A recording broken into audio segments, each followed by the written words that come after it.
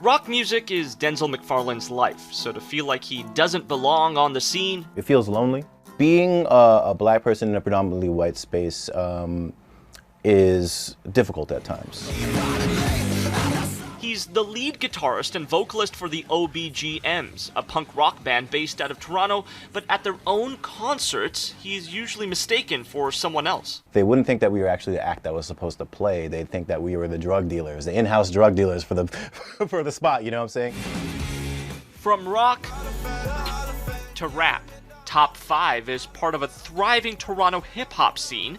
It's internationally recognized thanks to artists like Drake, Tory Lanez, and The Weeknd.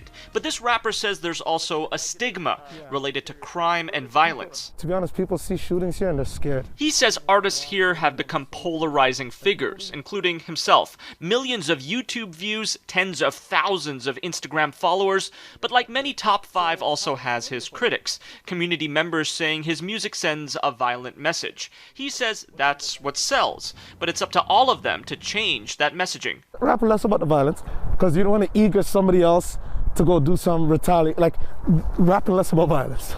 And we're getting to that, you know what I mean? We're getting into the industry. We're out here, we're trying to make the right records. Some of that movement happened last year. Black artists taking part in the George Floyd protests, trying to get many in their industry to change their tune. We've already seen a lot of positive change. After 2020's protests, Muro Obala created a group of talent agents and lawyers specifically to cater to black artists. The goal is to make sure that, there's a reasonable amount of black people in decision-making positions that are able to make decisions about, the careers of some of these artists. But this Mississauga painter says in their field, little has changed. I'm not represented by any gallery in Canada. Art dealers don't want to talk to me.